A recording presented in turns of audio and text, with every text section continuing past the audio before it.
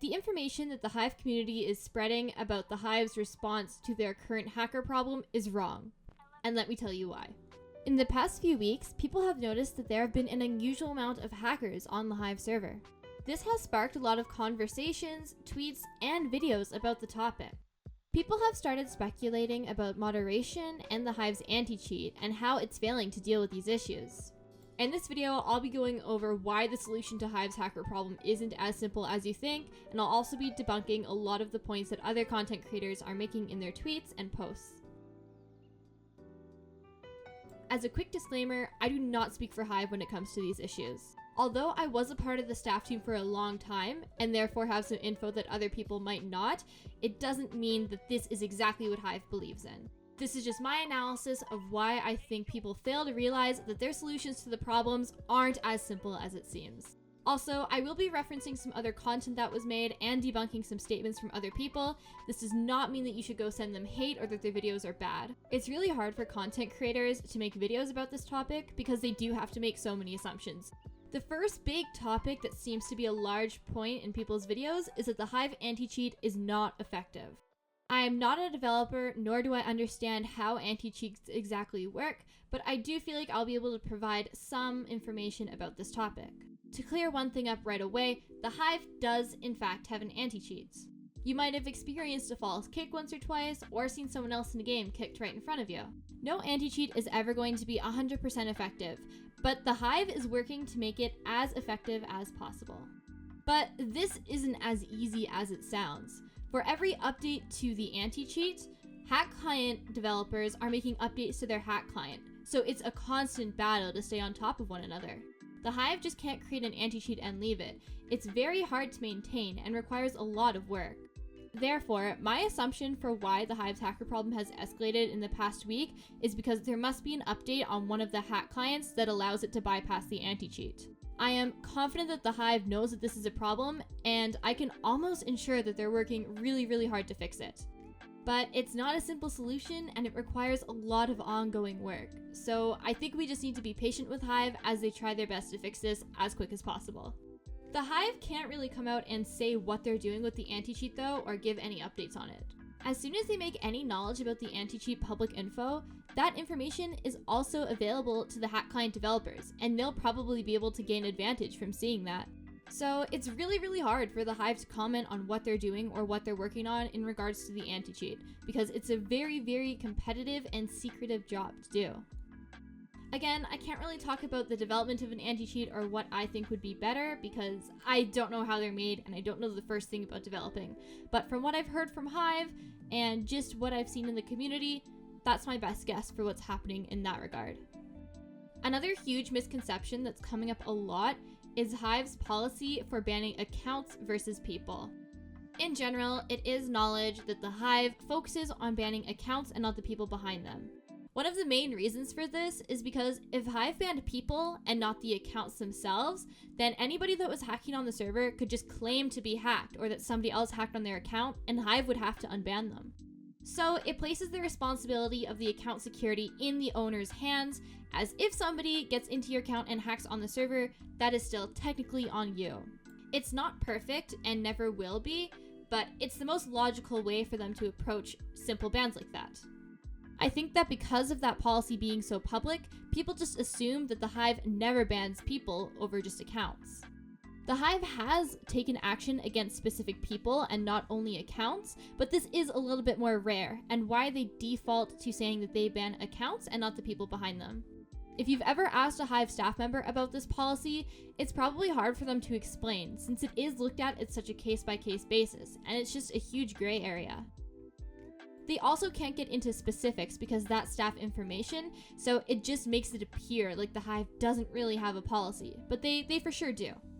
This also transitions into the point that is being made about ban evasions, and this is a really controversial one. Obviously, the Hive doesn't want to promote that they're not going to punish accounts that are bypassing a ban, because then everybody is going to do that.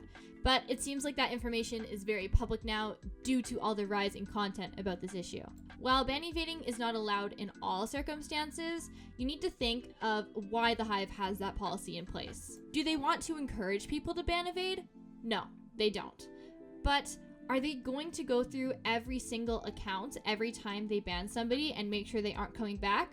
No, that's just unrealistic, and that's so much work for the moderators. Especially for what some may consider some minor punishments, like minor glitches or illegal teaming. This just seems very, very extreme. Again, the Hive doesn't want to encourage ban evading, but it seems that with that information so public now, there's not really much they can do. Now, the most controversial part, and the part that I think I can give the most information for, is all the controversy around IP bans. To make it very clear, the Hive does IP ban people. Obviously, specifics can't be given because that's considered staff information, but I can guarantee you that serious action is taken against those who need it. But the solution of just IP banning people who are repeatedly breaking the rules is a lot more complicated than people realize. As someone who worked on appeals, and many of those for IP bans, for a few years, I can tell you that case by case, there's so many issues that arise when IP bans are issued. Before I get into this, I would like to clarify that I'm not an expert and this is purely based off of my experience. So to fully understand this argument, we're going to have to differentiate between the different types of IPs that people would use to connect to the server.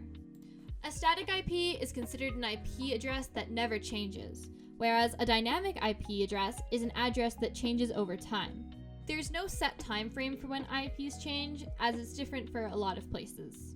So realistically thinking, if every person that was repeatedly breaking their rules connected to the Hive using a static IP that didn't change, then IP banning would be extremely effective, as it would prevent that person from joining on any other network, and their IP wouldn't be able to change to bypass that IP ban.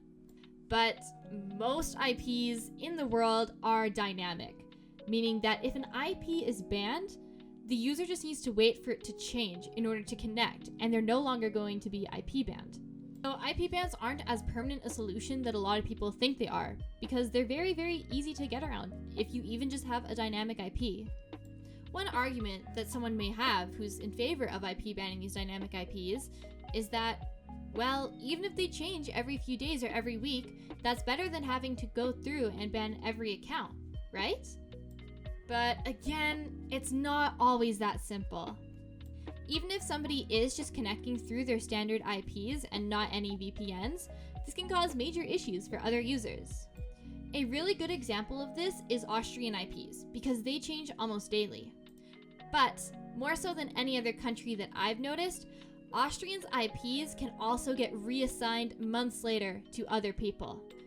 This means that if a user who was caught cheating on multiple accounts was IP banned in Austria, another user a few months later who got assigned that IP and is trying to connect to the Hive through that IP address will also be affected by the IP ban. So if you think about banning these IPs daily, since they change that often, you see the scale of the problem of all these other people months or years down the road trying to connect to the server with the same IP. It may not seem like it would affect that many people, but in my experience, this happens a lot more than a lot of people assume.